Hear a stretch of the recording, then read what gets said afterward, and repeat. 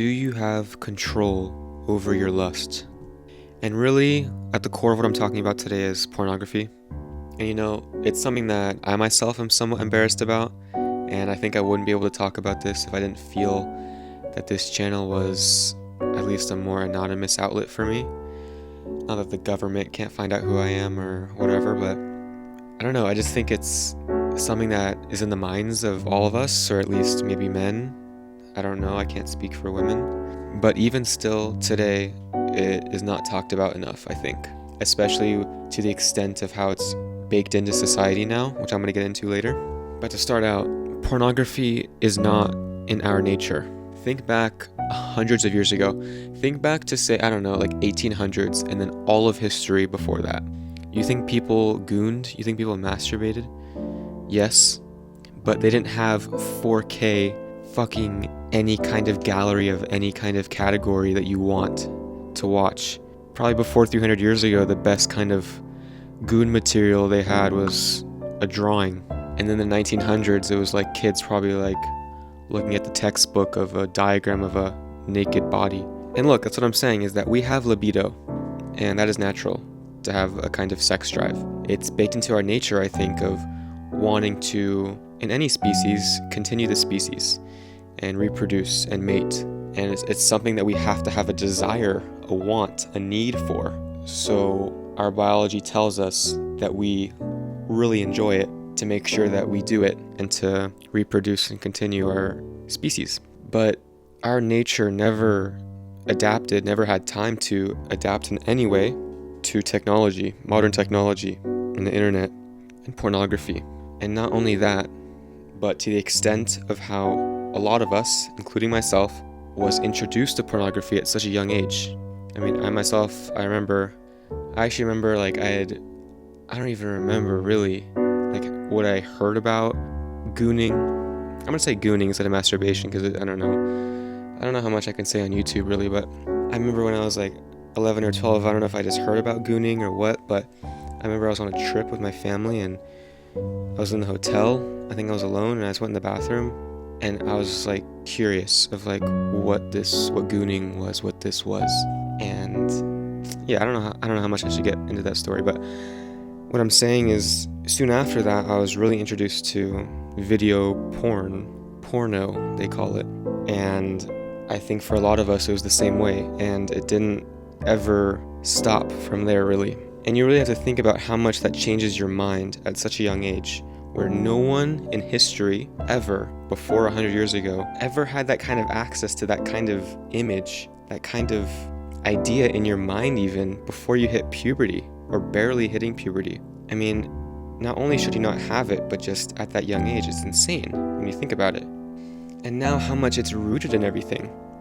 I mean, I just watched the first episode of Euphoria, season 3, I don't know if you guys are watching, but it's insane how much like it's normalized to just have this sexual nature to a show like this, like to the extent that it does. And you can say it's commentating on something, but it's really, especially the first 2 seasons, was just literally a high school show. It's insane.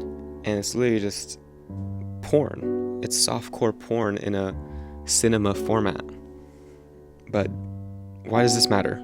It matters because, as you may know, the government and society is poisoning us in many different ways, like with our foods and with our medicine, our drugs. And this is another way. When we normalize this sexual nature and gooning, a society of gooners, it deprives energy and intention and desire for success and being your own individual self, and it leaves you as just a consumer, really.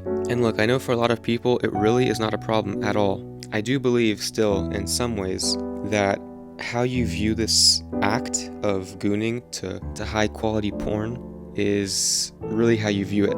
And that's okay, and yeah, that's probably true. And my experience with that, to an extent, is when I participated years ago in No Nut November. And if you don't know what that is, it's for the month of November every year. There's a challenge. I don't know if it originated on Reddit or if there's just a community there, but basically the whole month of November you cannot release your load. You cannot goon in any way, nothing. No porn, no imagination, no nothing.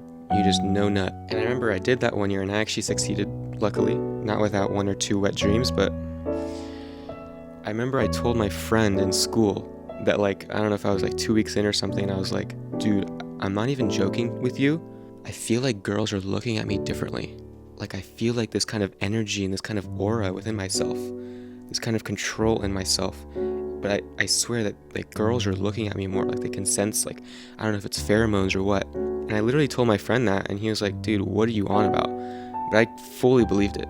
And look, it may have been in the mind, or it may have been the magic of no nut, or no porn. And so the conclusion of that is that quitting is really not the answer, but it is a means to the answer. And the answer is a shift in mindset. A mindset, to what I talked about in another video, actually, is to desexualize your mind and return to your childlike state.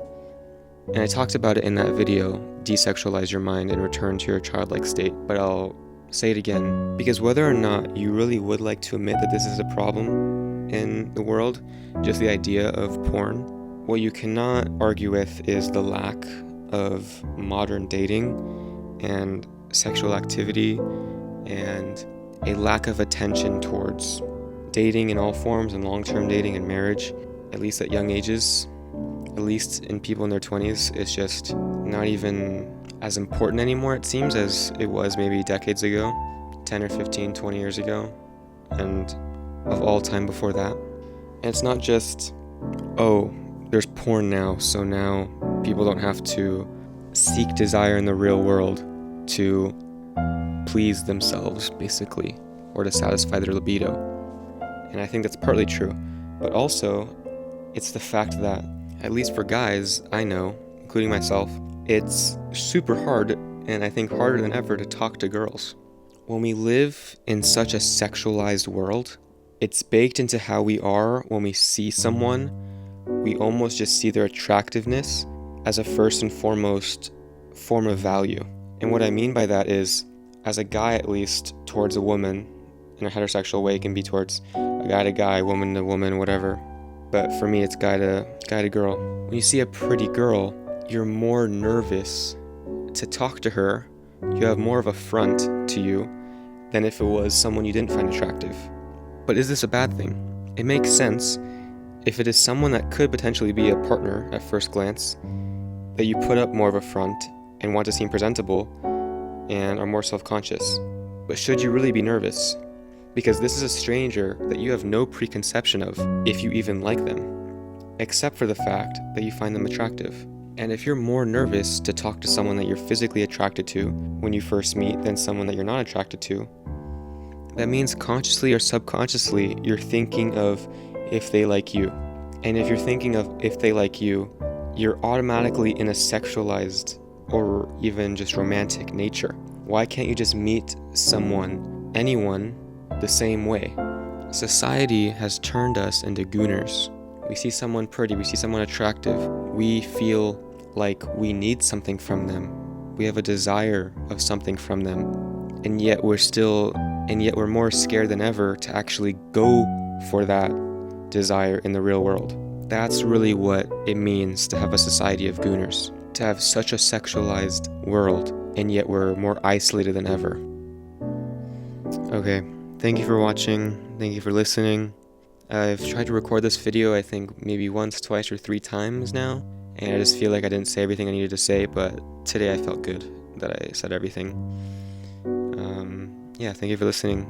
Jeremy out. This man's dangerous. Why I gotta bring him in alive?